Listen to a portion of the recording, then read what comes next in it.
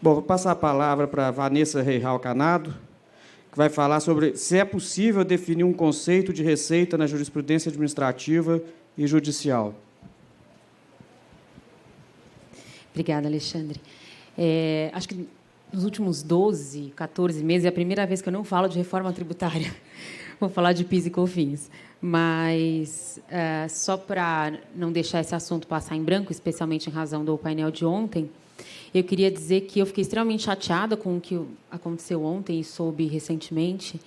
E, como uma pessoa que trabalha com o Eurico há 16 anos, eu não poderia deixar de dizer o quão chocada eu estou com esse tipo de acontecimento, até porque, há uma semana, passei pelo mesmo, embora sendo mulher a coisa não tenha sido tão áspera, mas eu ouvi do mesmo professor Humberto Ávila que eu falava e não respondia nada depois da minha apresentação, e do professor Fernando Zilvetti, que estava na mesa comigo e com ele, que meu discurso era eminentemente político e não técnico. Isso, eu acho, para mim, é inaceitável. Eu acho que o fato de nós estarmos indo além do direito e falando um pouco de economia, de contabilidade, e, ao longo dos últimos anos, desde que a gente fundou a Faculdade de Direito da GV, Eurico, eu e mais alguns pesquisadores, isso já faz 16 anos, esse caminho tem sido trilhado com muito esforço e sempre visando a melhora do ambiente jurídico e institucional. Então, eu realmente acho que as questões pessoais não deveriam influenciar nesse debate. O Eurico sempre foi uma pessoa que respeitou a opinião de todos e teve uma capacidade de incluir as divergências de uma maneira inacreditável. Bom, o próprio Cecife, né? A gente se mata, o Api, eu, o Nelson, e o Eurico é sempre aquela pessoa que, de algum modo, equilibra as discussões. Então, eu fiquei bastante impressionada com o que aconteceu ontem e não podia deixar de fazer essa fala. Desculpe, Alexandre. Mas vamos lá. Entrando no meu tema, queria agradecer muito a Bradet, ou a Bradetê, não sei exatamente como vocês gostam que pronuncie, pelo convite. Estou muito feliz nesse painel de estar com duas conselheiras do CARF impecáveis, na minha opinião, sinceramente. Eu não sou uma pessoa de fazer elogios, então vocês podem acreditar que... Bom, quem está aqui me conhece, Leonardo me conhece, não sou de fazer elogios, mas é impressionante a atenção aos detalhes e o trabalho cuidadoso que elas têm feito, ficou muito claro aqui nas palestras delas, e isso é muito importante, não deixando de lado economia, contabilidade, o que quer que seja, né? Mas os detalhes a toda a questão de direito e dos fatos é realmente impressionante. Eu comecei a estudar PIS/COFINS em 2005, quando o Marcelo Magalhães Peixoto, que eu já vou agradecer, aproveitando o ensejo, me convidou para escrever um artigo sobre a incidência de PIS e COFINS sobre inadimplência. Ele estava organizando um livro sobre esse assunto, e aí me convidou para escrever esse artigo. E aí eu falei, putz, mas eu não estou entendendo. Como é que é assim, um tributo incide sobre inadimplência? Eu não estava entendendo nada, nem o tema que ele tinha me convidado para escrever. Foi aí que eu fui estudar contabilidade, a diferença entre regime de caixa e competência. E aí entendi que, dependendo da forma como você reconhecia a receita do ponto de vista contábil, você tinha um fato gerador de PIS/COFINS ou outro. E o que me ajudou muito a entender isso foi o próprio Marcelo, que, na época em que eu ainda era estudante, não tinha a menor condições de pagar cursos, o Marcelo sempre me dava uma vaga nos cursos da PET. Então, tudo que eu comecei aprendendo de contabilidade foi com o Marcelo. Eu aprendi a balancete, suspensão e redução naquela sala no Jabaquara que a gente fazia cursos. Faz muitos anos, faz quase 20 anos, mas eu sou muito grata ao Marcelo por isso. Até outro dia, na rede social, fiz um agradecimento a ele, porque foi assim, com esse tipo de generosidade intelectual, que eu consegui, na minha opinião, crescer tanto intelectualmente. Fica aqui meu agradecimento a você, Marcelo, que é uma pessoa realmente de uma generosidade e de um estudo incansável. O Marcelo, realmente, desde aquela época, não para com cursos e etc. Parabéns, Marcelo. Bom, e aí, quando eu descobri que a contabilidade importava, eu voltei para o direito e vi, nossa, mas que coisa mais antisonômica, né? Por que quem pode optar pelo regime de caixa, do ponto de vista contábil e jurídico, paga PIS/COFINS só quando recebe o valor da fatura, e quem não pode, que tem que ficar no regime de competência, que são as grandes empresas do lucro real, tem que pagar PIS/COFINS antes de receber? E aí eu percebi o quão importante era conhecer contabilidade para entender os próprios princípios jurídicos, né? Esse princípio da isonomia que me incomodava muito e era ferido a partir simplesmente de uma constatação contábil.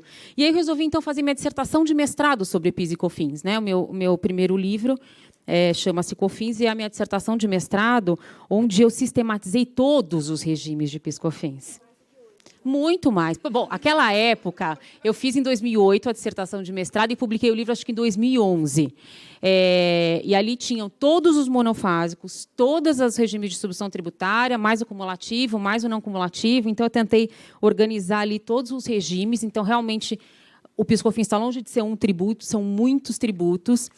E aí, respondendo à sua provocação muito bem colocada, porque eu acho que esse ponto aparece em todos os debates que a gente faz sobre reforma, poxa, durante 10 anos, então, vamos ter os 5 atuais, mais eventualmente um seletivo, né, e o IBS.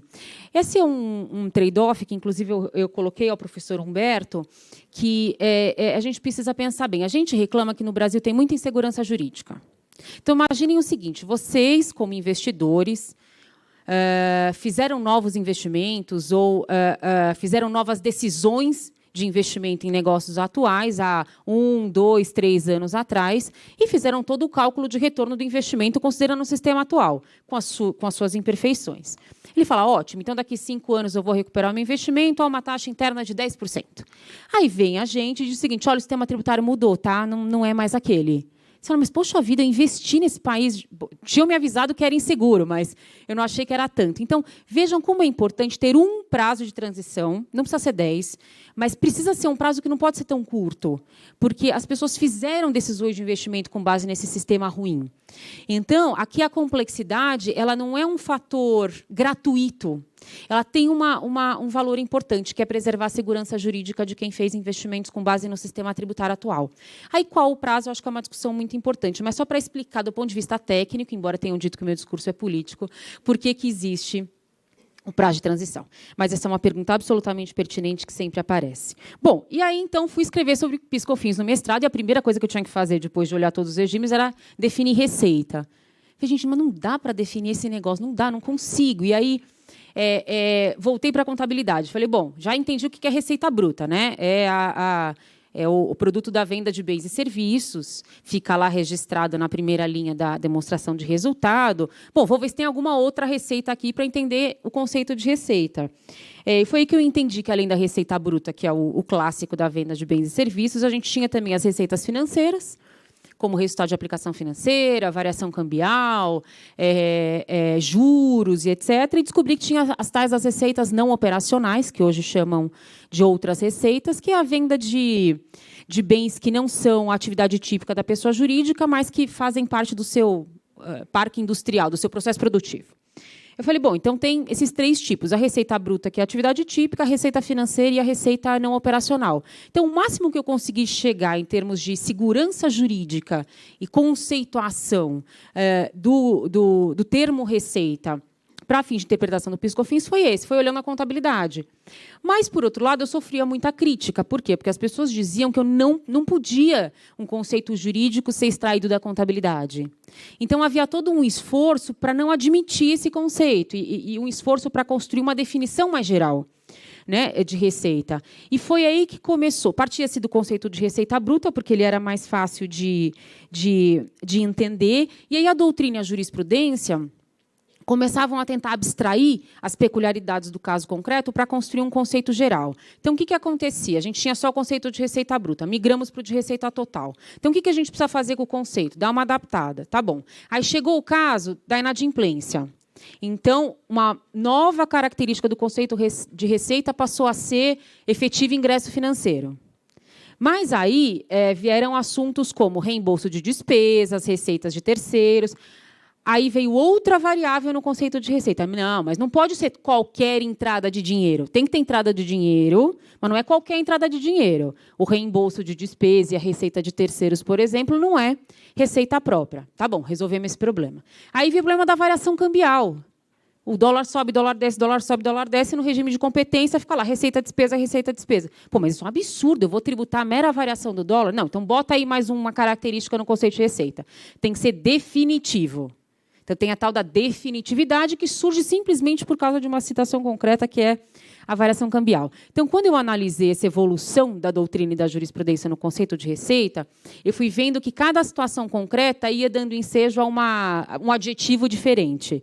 Só que aí, quando você volta para os casos concretos com aqueles adjetivos, é difícil.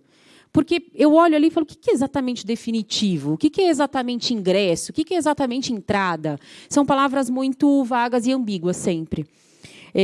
Eu tive num evento do CEL, há uns anos atrás, e aí tinha uma mesa com notáveis, cujo, obviamente, eu não estava. O principal objetivo era definir o conceito de receita, só para dizer que eu não estou sendo parcial, né? Tinha pessoas que entendem muito do assunto lá. E aí, num determinado momento, depois de muita discussão, eles chegaram ao conceito que era praticamente o conceito contábil, do novo padrão contábil. Quando se percebeu, falei, bom, então isso aqui é o conceito contábil. Eles voltaram atrás. Foi muito engraçado, porque era como perceber uma certa segurança jurídica no conceito contábil, mas não queria admitir que eu possa ter esse tipo de interferência no direito por uma mera insegurança.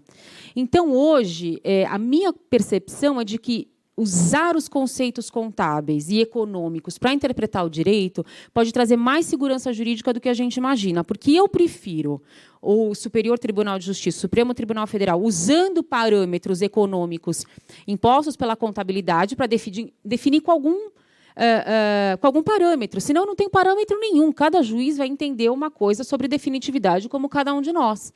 Então, me parece óbvio que usar essas palavras, mas usar a intuição é pior do que usar a técnica da contabilidade e da economia. E essa confusão começou em 98, como bem apresentado pelo Marcelo, quando a gente ampliou a base do PIS/COFINS. Então, era a receita bruta que o Supremo Tribunal Federal tinha definido nos casos do fim social, que se equiparava ao conceito de faturamento, e ele era muito mais objetivo e fácil. Por quê? Porque eu tinha clareza de qual eram as operações que davam origem à receita bruta e faturamento. Porque receita bruta e faturamento é produto. Então, para conseguir definir, eu tenho que olhar para trás. Eu tenho que ver por que aquele dinheiro, por que aquele direito ao recebimento daquele dinheiro existe. Receita da venda de bens e serviços é praticamente uma nota fiscal. Por isso que tem o problema das instituições financeiras, que não tem nota fiscal. Mas, enfim, voltando. Então, eu tinha uma certa segurança nesse conceito de receita bruta. Quando eu migrei para a receita total, ainda coloquei independentemente da classificação contábil, é que eu comecei com essa discussão de, mas é todo dinheiro? Tem que ter dinheiro, mas nem todo dinheiro é. E tem que ser definitivo, etc. e tal. Então, se eu não consigo delimitar que tipo de operações são aptas a gerar receita do ponto de vista tributável, e aí eu tenho que saber qual é a atividade da pessoa jurídica, o que ela faz, e etc., eu tenho uma certa anemia semântica. Eu realmente não consigo definir, a menos que eu use essas palavras mais intuitivas. Esse tipo de conceito, receita total, que, de algum modo, coloca uma agressividade maior no conceito de receita, porque dá uma ideia de que tudo tem que ser receita, e aí cada um vai interpretar esse tudo de um jeito, deu origem a uma solução de consulta, por exemplo, no ano passado, que não está escrito que é da Petrobras, claro, mas é óbvio que a devolução de propina deveria ser tributada pelo PIS/COFINS porque é receita total. Não, mas tá bom, mas não é receita. Não, mas é receita total. Mas como assim? O total é mais importante que a receita? Por quê? Porque se você não tem parâmetro, e se você coloca uma palavra forte dessa na lei como total, você abre porta para esse tipo de interpretação. É a Receita Federal que está errada? Gente, não dá para a gente afirmar hoje que o sistema tributário que a gente tem, sem referencial interpretativo, que as pessoas estão erradas. Porque, se é vago e ambíguo, as pessoas interpretam com base nas convicções e experiência delas. Se não tem parâmetro técnico, então, foi lá, receita total, tributa a devolução de propina, e até onde eu sei, parece que a Petrobras pagou o PIS/COFINS. Quando saiu a notícia da reforma tributária do PIS/COFINS no governo do Guardia, né, no governo Temer, eu até escrevi um artigo no Jota, dizendo o seguinte: será que vale a pena a gente continuar tributando a receita total? Ou será que vale a pena a gente voltar para o faturamento? É claro que a primeira reação das pessoas, não, de jeito nenhum, faturamento e receita bruta, a gente não sabe o que é, melhor deixar o receita total porque é mais seguro. É mais seguro para você manter esse tipo de arbitrariedade na interpretação. Porque, se você for para o mundo concreto, mundo real, A receita tem 3 naturezas. Ou ela é faturamento e receita bruta, que é tributável, ninguém discute, inclusive no conceito mais amplo de 2014. Ou ela é não operacional, ou ela é financeira. Não tem outro tipo. No mundo real, não tem outro tipo. As não operacionais estão todas excluídas da base de cálculo, que é a venda de não circulante composto por intangível, investimentos e imobilizado. A receita financeira, a maioria é alíquota zero, exceto o JCP e as receitas de aplicação financeira. O resto, a maioria tem alíquota zero. Jura por Deus que a gente vai manter receita total só para tributar receita de aplicação financeira e juros sobre capital próprio? Porque não tem mais receita para ser tributada. Ou então a gente vai abrir precedente para esse tipo de interpretação. Então, acho que vale muito a pena a gente tentar repensar, inclusive com base nos custos reais que essa discussão tem. Está cheio de casos de reembolso de despesa no judiciário e de receita de terceiro no judiciário e no CARF, por conta dessa anomalia, dessa anemia semântica do conceito de receita total. Daí, voltando ao meu tema, é possível definir um conceito de receita na jurisprudência administrativa e judicial? É. Ou você usa esses parâmetros contábeis, ou você volta, do ponto de vista legal, ao conceito de faturamento e receita bruta, que é 99,9% da base de cálculo hoje. E aí é muito mais fácil definir não cumulatividade, é muito mais fácil definir N entornos, se você tem clareza de que o que você tributa é a nota fiscal de saída da sua atividade principal. Isso, inclusive, me parece que foi bem aceito pelo mercado. Depois que foi publicada a lei de 2014, de que qualquer atividade típica, os bancos já pagam PIS/COFINS. As locadoras de veículos pagam PIS/COFINS com base na revenda dos veículos. Então, assim, o próprio mercado já entendeu que PIS/COFINS é conceito de serviço mais amplo. Então, a gente não precisa mais do conceito de receita total ou de receita, né, que seria uma coisa mais ampla que a receita bruta, a não ser para manter esse nível de insegurança jurídica. E aí o custo é esse que eu disse para vocês. Vamos continuar com o custo real, que é o custo de contencioso, e o mais, eu acho que grave, é continuar com o custo de insegurança jurídica e de potenciais elementos que pioram dia a dia a relação do contribuinte com o fisco. Porque é isso que piora a relação do contribuinte com o fisco. É o fisco poder interpretar a receita total da maneira como ele pode, de acordo com o seu background, e o contribuinte a mesma coisa. Então, aqui, esse nível de contencioso de insegurança jurídica é muito ruim. Então, o máximo que a gente puder objetivar o sistema jurídico, e aí isso é muito bonito no discurso, mas na prática tem esses detalhes que são importantes. Eu acho que é fundamental. Então, eu acho que essa questão contábil tem muito a trazer segurança jurídica para o conceito de receita total. Agora, falando um pouquinho de faturamento e receita bruta, e aí indo um pouquinho para a relação do direito com a economia. Bom, primeiro a contabilidade ajudou a entender receita total, e depois a economia ajudou a gente a entender que o PIS/COFINS, na verdade, era um tributo que tinha uma identidade completa de base com o ICMS e o ISS. Porque se a maior base do PIS/COFINS é o faturamento, e o faturamento independe do recebimento do preço, isso foi pacificado pelo STJ, pelo STF, emitir a nota fiscal, já tem que reconhecer a receita, já tem que pagar PIS/COFINS. É a mesma coisa do ICMS do ISS. Ou seja, o PIS/COFINS incide sobre as operações de venda de bens e serviços. Eu tenho ali uma competência da União Federal para tributar a mesma base dos estados e municípios, meio disfarçada, porque ninguém sabia muito bem o que era faturamento e receita bruta, porque o direito sempre foi mais distante da economia e da contabilidade. E como na economia a venda de bens e serviços é uma forma de tributar a operação de consumo final, por isso que eu dou direito de crédito, porque aí cobrar em etapas e cobrar no final dá no mesmo economicamente, mas para arrecadar é muito melhor cobrar das empresas. Ainda por cima, a adequação do IVA ao conceito de faturamento, a adequação do PIS/COFINS ao conceito só de faturamento e receita bruta permitiria a gente usar tudo aquilo que tem de bom e pacificado num IVA, que é um imposto sobre valor adicionado, que a gente tem falado tanto, que é um modelo utilizado pelo IBS, o Eurico deve ter explicado para vocês ontem. E aí, quando a gente começa a entender que o PIS/COFINS, como é que o PIS/COFINS se organizaria se ele fosse um IVA, outras coisas se explicam de forma mais clara, inclusive o caso das instituições financeiras. Por quê? Instituição financeira não tem nota fiscal de saída de serviços e mercadoria. O máximo que eu consigo nas instituições financeiras é pegar a tarifa que ele cobra pelos serviços. Aí eu poderia cobrar IVA, né? Então, tem a tarifa da administração da conta corrente, dos depósitos à vista, tem as comissões das aplicações financeiras, as taxas de administração, tem serviços, taxa de serviços pelo câmbio, etc. Isso eu conseguiria. Não precisa ter nota fiscal, mas eu tenho operação de serviço identificável. Eu não consigo identificar o serviço de intermediação financeira, que é tomar dinheiro emprestado de quem tem e emprestar para quem não tem, que é a maior atividade que o banco faz em qualquer economia.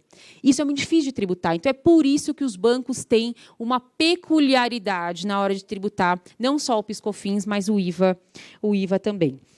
Inclusive, eu estou estudando agora essa identidade da base de cálculo do PIS/COFINS, que está na lei, com a base de cálculo de um IVA, para ver o quanto ela está próxima ou não, porque eu acho que o Brasil, intuitivamente, avançou bem em definir o que seria a base de cálculo de um IVA para as instituições financeiras, com esse método de partir da receita total e fazendo várias exclusões que são típicas. Isso também ajuda a gente a entender a questão dos monofásicos. Bom, a gente misturou monofásico com não cumulativo. Veja, um IVA ele é sempre não cumulativo. Por quê? Porque eu não posso cobrar imposto sobre produção. Tem que cobrar imposto sobre consumo. Mas como eu não vou cobrar do consumidor final, eu vou cobrando um pouquinho em cada etapa, mas só aquilo que cada um adicionou de valor. O que veio pronto, eu tenho que descontar o crédito do imposto, porque senão eu estou tributando mais do que economicamente eu tributaria o consumidor final. Então, é isso é o regime geral. Aí a gente criou uma exceção, que foi o regime monofásico. Existe para quê? Por uma questão de otimização da fiscalização e etc. Então, ao invés de cobrar em todas as etapas, eu cobro em uma. Mas acabou. Como é que a gente transformou o regime monofásico numa coisa tão complicada? Eu tenho uma explicação que dá um pouco de alento, não tanto, que toda vez, isso não é só no Brasil, por isso que dá um pouco de alento, toda vez que é feita uma exceção no sistema tributário, todas as vezes você abre porta para interpretação divergente, custo de compliance, teses tributárias e contencioso. Não tem jeito. Você criou uma exceção, você abre porta para esse tipo de coisa. Então, pensem bem, eu sempre digo isso para quem faz política pública, pense bem antes de criar uma exceção. Olha a confusão que está esse assunto dos monofásicos. No CARF, aí migrou para o frete, agora parou no STJ, o voto da Regina Helena, que ninguém entendeu muito bem, mas aí não vai ter tributação nenhuma se der crédito, né? Que aí falta um pouco dessa questão da intersecção do direito com a economia e com a contabilidade, mas não vou botar tudo na conta do STJ, porque é injusto também. A gente criou um sistema tributário complexo, virou o repetro, botou na lei do repetro um artigo que era mais geral, e cai depois tudo na conta dos tribunais superiores, esse tipo de anomalia do desenho do sistema tributário. Então, também não acho justo botar na conta dos tribunais superiores nem a questão de ICMS na base do PIS/COFINS, porque nós somos o único país do mundo que tem 5 tributos sobre consumo. Né? Então, você tem 5, aí depois você vai discutir se um tem que incidir sobre o outro.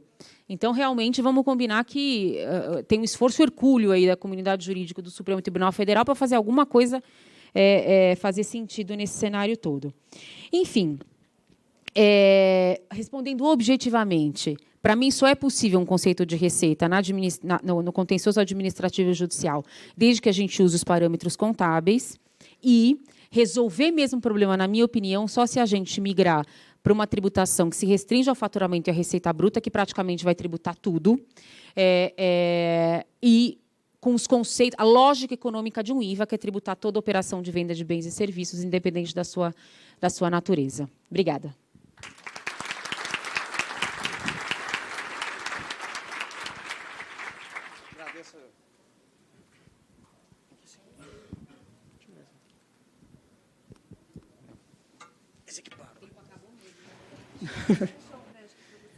Agradeço, Vanessa, pela palavra, pelas explicações, por todos os esclarecimentos e trazer de volta realmente para a luz, né, a questão dessa interseção necessária, contabilidade, economia, direito, que no direito tributário, principalmente, né, um não vive separado do outro. Então, qual a justificativa para a gente querer estancar uma coisa que está interligada, né? Então, assim, realmente são as coisas sem nexo que o Brasil não consegue explicar Isso acontece aqui que nem 5 tributos sobre o consumo, né? Que também, assim, eu falo, poxa, a culpa desse problema também está na repartição de competência federal, né? Não, está na própria Constituição, podia ter colocado. O Supremo, ele, provocado, vamos responder, é reativo, né? Nessa questão. Então, assim, tem tempo para debate, para alguma pergunta, ou a gente vai... O pessoal está morrendo de fome, está querendo ir almoçar. Algum questionamento? Alguém da plateia quer colocar alguma questão? Então, eu agradeço a todos. Vai voltar às 14 horas. Sim, eu vou finalizar aqui. Muito obrigado. Então, a salva de palmas para a coordenação e os palestrantes.